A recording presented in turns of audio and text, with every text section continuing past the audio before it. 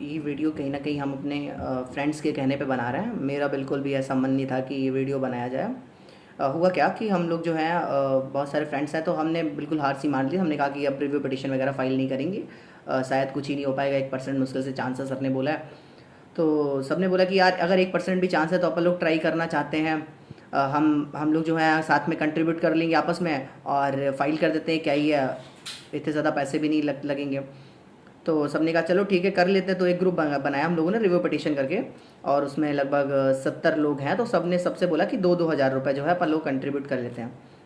तो लगभग 23 बच्चों ने जो है 23-24 बच्चों ने जो है कंट्रीब्यूट किया है, जिसमें 1-2 बच्चों ने हज़ार रुपये दिए हैं।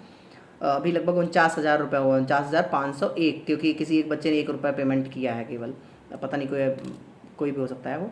तो 49,501 रुपये हो गए हैं। चाहिए तो अभी और भी रुपए हैं, लेकिन जितने हो पाए हैं उतने हुए हैं अभी तक। तो जो लोग भी करना चाहते हैं, जैसे बहुत लोग बोले, मतलब फ्रेंड्स ने बोला कि तुम्हारे यूट्यूब पे बहुत सारे लोग देना चाहते हैं लेकिन वो अपने कॉन्टैक्ट में नहीं है, तो एक बार अगर उनसे कहा जाए तो शायद वो लोग दें। तो मेरी मतलब फ़ोनपे नंबर है 7065831339 7065831339। इसके अलावा UPI ID है हर्ष 06583@YBL। एक बार फिर से बता दें, HARSH 06583@YBL। हाँ, जो भी देना चाहता है सिर्फ उन लोगों के लिए ये वीडियो है। जिसका मन नहीं है देने का वो ना दे, जो भी देना चाहता है सिर्फ उन लोगों के लिए, रिव्यू पटिशन के लिए। बहुत सारे लोग कहते हैं कि हम देना चाहते हैं। 2,000 रुपये हमने पर पर्सन एक तरीके से फिक्स किया है। और आप अगर उतना नहीं कर सकते हैं अभी इस टाइम, आपके पास जितनी भी सेविंग है, 1,000 आपने अपने पास से कर रखा है तो वो दे सकते हैं। जितना भी ये, मतलब आपका एक पैसा भी हमारे लिए बहुत बड़ी हेल्प होगी। बाय द वे हेल्प क्या, मतलब आपका ही काम होगा, जो भी आप लोगों ने कहा है तभी हम लोग कर रहे हैं फाइल। और इसके अलावा कोई ज़्यादा करना चाहता है तो ज़्यादा भी कर सकते हैं। हाँ, खाली पीली कमेंट किसी को करने की ज़रूरत नहीं है कि क्यों ही कर रहे हो, पैसे मांग रहे हैं, ऐसे वैसे खाली पीली कमेंट करने की जरूरत नहीं है। जो देना चाहता है सिर्फ उन लोगों के लिए वीडियो है। और हाँ, जो भी देना चाहता है वो जेन्युइनली दे दे, क्योंकि बहुत कम लोग ऐसे हैं जो देना चाहते हैं। मेरी एक फ्रेंड मतलब है, नाम नहीं बताना चाहूँगा, वहाँ के बनर्जी लगाती है आगे सर ने, कोलकाता की है। तो वो दिन रात भैया ये कर लो वो कर लो, मतलब देखो यूट्यूब पे बना लो वीडियो। और भी बहुत सारे फ्रेंड हैं, अभिषेक हो गया, अभिषेक को तो भाई दबे जानते होगे सब लोग। तो अभिषेक हो गया, तो ये सब लोग कि यार कर लेते हैं, क्या ही है, तो यूट्यूब पे बना दे वीडियो। तो मैंने कहा चल ठीक है बना देते हैं। 23 लोगों ने लगभग दिया, सबकी डिटेल देने की क्या ज़रूरत है। और सारे काम जो है ट्रांसपेरेंसी के साथ हो गए, एक एक पैसा आपका बता दिया जाएगा कहाँ खर्च हुआ है। इसके अलावा आयुषी जो है वह कोलकाता के पास की है। तो मेरा तो बिल्कुल ही मन हट गया डॉक्टरी से, जब से ये कोलकाता वाला केस हुआ है। उसका बिल्कुल हॉस्पिटल के पास में ही घर है, मतलब वो जो कॉलेज है उसके पास में ही घर है। पता नहीं अब सबको डॉक्टर बनना क्यों है। मुझे तो डॉक्टर बनने का कोई मन सा नहीं रह गया। मेरा डॉक्टर बनने का मन ही ये था कि यार अगर कोई प्रोफेशन है तो सिर्फ डॉक्टरी एक ऐसा प्रोफेशन है जहाँ भगवान का तुलना, मतलब भगवान से तुलना करी जाती है। सिर्फ मुझे पैसे कमाने के लिए कभी डॉक्टर बनना ही नहीं था। पैसे तो मैं बहुत तरीक़ों से कमा सकता हूँ, मुझे बहुत आइडियाज़ पता है, बहुत तरीके पता हैं जिनसे मैं पैसे कमा सकता हूँ। मैं बहुत अच्छा पढ़ा लेता हूँ, मैं पढ़ा के पैसे कमा सकता हूँ। लेकिन मेरा हमेशा मन था कि यार डॉक्टर बनेंगे, डॉक्टर का ही सिर्फ एक ऐसा होता है जो भगवान से तुलना होती है। अब वो भी पहले मेरा मन नहीं था। हुआ क्या था कि मेरे 10th क्लास में मैंने क्या किया कि मैथ लिया था। 2 महीने मैंने ट्यूशन भी ज्वाइन किया, 2 महीने ट्यूशन वगैरह जाने लग गया था। मुझे बहुत अच्छी मैथ आ रही थी। बाई चांस एक दिन क्या हुआ कि रात में लाइट चली गई। तब मेरे घर पे इन्वर्टर नहीं था, 8-9 बजे का टाइम होगा, लाइट चलेगी। तो मैं बैठे बैठे सोच रहा हूँ यार मैंने मैथ ले लिया है, क्योंकि 1-2 महीने हुआ तो सोचना लाजमी भी था, क्योंकि तो हमने कहा कि यार मैथ ले लिया है तो मैथ से तो अपन क्या बनेंगे, इंजीनियर बनेंगे। और इंजीनियर बन के क्या है, मोस्ट ऑफ अपन मशीनों पे काम करेंगे। जो मेरे दिमाग में आया उस टाइम वो मैं बता रहा हूँ। तो हमने कहा यार मशीनों पे काम करेंगे तो यार लोगों से भी मिलना जुलना कम सा हो जाएगा। तो मैंने सोचा यार बायो लेंगे तो क्या करेंगे। तो मैंने कहा यार डॉक्टर बनेंगे। तो मैं कहा डॉक्टर बनेंगे तो इंसानों के साथ तब भी रहेंगे। एक्चुअली ना मेरा कोई ऐसा, जैसे नहीं लोगों के एम होते कि मैं मर्सिडीज़ लूँगा या मैं चार्टर्ड प्लेन लूँगा, ये करूँगा वो करूँगा। मेरी किसी चीज़ का शौक नहीं है। मुझे शौक सिर्फ इंसानों से मिलने का, इंसानों से बातें करने का। इंसानों मतलब जो लिविंग थिंग्स है, जैसे घूमने में भी तो जैसे पार्क वगैरह घूमना है, जैसे नहीं वाटर पार्क, इन जगह घूमने का इतना मन नहीं करता है। जो लिविंग थिंग्स हैं उनमें जाने का मेरा बहुत वो शौक सा रहता है। तो मैंने कहा यार तो डॉक्टर बनते हैं। अच्छा भी तो पापा बोले हाँ आप तू देख सही लाइन पे आया डॉक्टर। पापा का भी मन था कि डॉक्टर बने। पापा का कहना है कि भगवान का दर्जा सिर्फ एक ही में दिया जाता है, सिर्फ डॉक्टर को। लेकिन हाँ डॉक्टर तक को लोग जो है हवानियत की नज़र से देखने लग गया। तो मेरा तो बिल्कुल मन सा हट गया डॉक्टर करने का यार, मतलब। और हम लोग सवाल उठा रहे हैं देश की आज़ादी पर कि देश कैसा आज़ाद है, 78 साल हो गए आज़ादी के। मतलब भगत सिंह का बलिदान को एक तरीके से समझ ही नहीं रहा। कोई कह रहा कि देश कैसा आज़ाद है। भगत सिंह ने आज़ादी जो है अंग्रेजों से दिलाई थी, तुम्हारी खुद की अंतर आत्मा से नहीं दिलाई थी। मैं अभी मतलब सर सच बताऊँ, मैं कमोड पे बैठा था तो मैं सोच रहा था कि यार जब उसको मारा होगा तो कितना दर्द हुआ होगा उसको, ये वो मतलब सोच रहा था बैठा बैठा। तो मुझे एकदम से लगा कि यार कितना खस के चीखी होगी वो, बहुत तेजी चीखी होगी। जैसे अपनी अगर उंगली भी दरवाजे में चली जाती तो अपन क्या एकदम से बहुत कस के चीखते हैं, इतनी तेज चीखते हैं, घर भर जानता था कि हाँ क्या हुआ क्या हुआ क्या हुआ। तो यार जिसको इतनी यातना दी गई है कि वो उसके प्राण निकल गए शरीर से, तो भाई वो कितनी कस के चीखी होगी। क्या किसी एक इंसान के कान में भी वो चीख नहीं गई होगी? क्या किसी एक इंसान के कान में भी वो चीख नहीं गई होगी? क्या वो वहां मदद के लिए नहीं पहुंच सकता था क्या? लेकिन हम लोग किसी की हेल्प करने के लिए आजाद नहीं है। आजादी हम देश की आजादी के ऊपर, कल लोग बहुत सारे लोग स्टेटस लगाए कि कैसा देश आजाद है, जहां मतलब देश कहां आजाद है, मतलब देश की गुलामी में ही है। अभी गुलाम देश नहीं है, देश तो आजाद हो चुका है। गुलाम सब लोग हैं, मोस्ट ऑफ लोग हैं जो किसी की हेल्प करने के लिए आगे नहीं बढ़ पाते। किसी के तो कान में गई होगी वो आवाज। बहुत सारे मरीज वहां एडमिट थे कि कोई उठ के खड़ा नहीं हो सकता था, तो किसी को वो आवाज सुनाई दी होगी। यार जिसकी जान निकल रही है, कितना कस के चीखा होगा वो इंसान। क्या कोई वहां पहुंच नहीं सकता था? जब तक हम बच्चों को ये सिखाते रहेंगे कि अगर कहीं रोड पे एक्सीडेंट हो जाए तो उधर मत जाना, कहीं तुम्हारे ऊपर ही ना जुल्म आ जाए, कहीं तुम ही ना फंस जाओ, तब तक तुम आजाद नहीं हो। मेरे घर पे पापा ने कभी ऐसा नहीं सिखाया हमें कि कभी एक्सीडेंट हो जाए तो उधर मत जाइयो, बाई चांस तुम्हें ही पकड़ के ले जाए वो लोग। भाई यार तुम्हें क्यों ले जाएंगे? किसी की हेल्प करने गए हो, तुम्हें क्यों कोई ले जाएगा?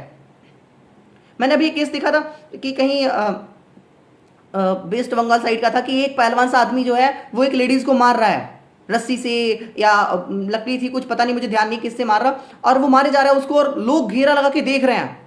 भाई कोई एक इंसान उसको बचा नहीं सकता था क्या? अगर हाँ उसने कोई गलती भी करी है, मुझे नहीं पता क्या केस था, मैंने मेरे घर पे क्योंकि पापा न्यूज़ देखते रहते तो हम चलते फिरते मतलब टीवी पे नजर पड़ जाती है, तो मतलब वो उसको मारे जा रहा है और लोग देख रहे हैं, बहुत कस की भीड़ लगी हुई है, जैसे नहीं कोई खेल चल रहा हो मदारी वाला कि लोग मार रहा है और कोई रोक ही नहीं रहा उसको। क्या कोई एक इंसान के अंदर इंसानियत नहीं जागी होगी? क्या एक इंसान भी क्या उठ के रोक नहीं सकता था उसको? एक केस देखा था हमने कि अभी 1 साल का ही अंदर का है कि एक लड़की को एक लड़के ने पत्थर से कुचल के मार दिया, और लोग वहां जा रहे, सीसीटीवी कैमरा दिखाया जा रहा था टीवी पे, तो लोग वहां गुजर रहे हैं। क्या 2-4 लोग उस लड़के को पकड़ नहीं सकते थे क्या? हम लोग खुद आजाद नहीं है दूसरों की हेल्प करने के लिए। हम लोग खुद आजाद नहीं है और हम सवाल उठा रहे देश की आजादी पे। अगर कहीं एक्सीडेंट हो जाता है लोग वहां जाते नहीं है, मैं देखा है कई बार।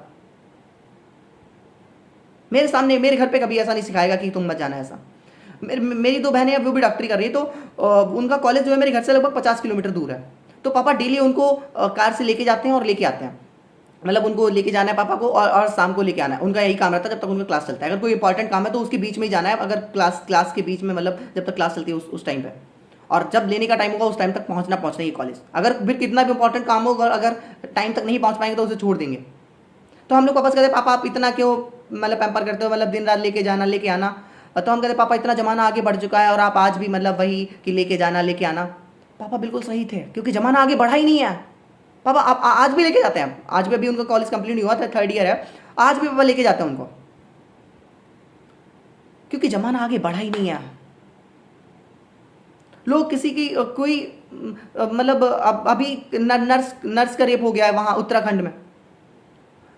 हम लोग ऐसी हैवानियत कर कैसे जाते हैं? क्या बच्चों को हमें अवेयर नहीं करना चाहिए? हमें सिखाना चाहिए कभी ऐसी दरिंदगी कहीं दिखे तो तुम उठ के खड़े हो जाना, भले फिर तुम्हारी जान की बाजी क्यों ना लग जाए। तुम्हें हेल्प करने के लिए आगे बढ़ना चाहिए उस टाइम, फिर भले ही कुछ ना क्यों ना हो जाए। शायद अगर सिर्फ लोग पुलिस से डरते हैं, अगर पुलिस का सायरन बजे तो भले छिप जाए, और मतलब इंसानों से डरते ही नहीं है। भाई अगर कोई 2 इंसान भी चल के आ रहे हैं तो उनसे भी डरना चाहिए लोगों को, क्योंकि लोगों को लगता है वो तो चले जाएंगे, वो हमसे क्यों टोकेंगे, क्योंकि उनको तो इतना डर भरा पड़ा है उनके लोगों के अंदर। हर इंसान को इतना मोटिवेट होना चाहिए कि अगर ऐसा कहीं मुझे दिख गया तो फिर मुझे जान की बाजी क्यों ना लगानी पड़ जाए, उस समय मैं लड़ जाऊंगा। तो शायद ये केस होना नेग्लेक्ट सा हो जाए, क्योंकि कोई अवेयर नहीं है। हमें अवेयरनेस फैलानी पड़ेगी कि कहीं एक्सीडेंट हो जाए तो मुझे वहां जाना चाहिए। नहीं हमें सोचना चाहिए कि वहां जाके कहीं हम ना फंस जाएं। नहीं हमें सोचना चाहिए उस टाइम कि कोई चीख रहा है तो मैं क्या वहां जाके करूंगा। हमें तुरंत से वहां जाना चाहिए। और डॉक्टरों का प्लीज सम्मान करो यार, वही एक ऐसा है जो जीवन देता है। 1-2 लोग शायद कहीं ना कहीं गड़बड़ भी आ जाते हैं, तो उनके चक्कर में सबको नहीं हम जज कर सकते हैं। एक डॉक्टरी ऐसा प्रोफेशन है जब भगवान का दर्जा होता है उससे लोग हैवानियत से देखने लगे हैं। और हम आज आप सवाल क्या उठाते हैं कि देश आज़ाद नहीं है। मगर लोग बहुत सारे स्टेटस लगाए थे, मुझे देख के बहुत खराब सा लगा कि यार देश की आज़ादी पे सवाल उठा रहे हैं लोग, अपने ऊपर सवाल नहीं उठा रहे कि यार हम आज़ाद नहीं है दूसरों की हेल्प करने के लिए।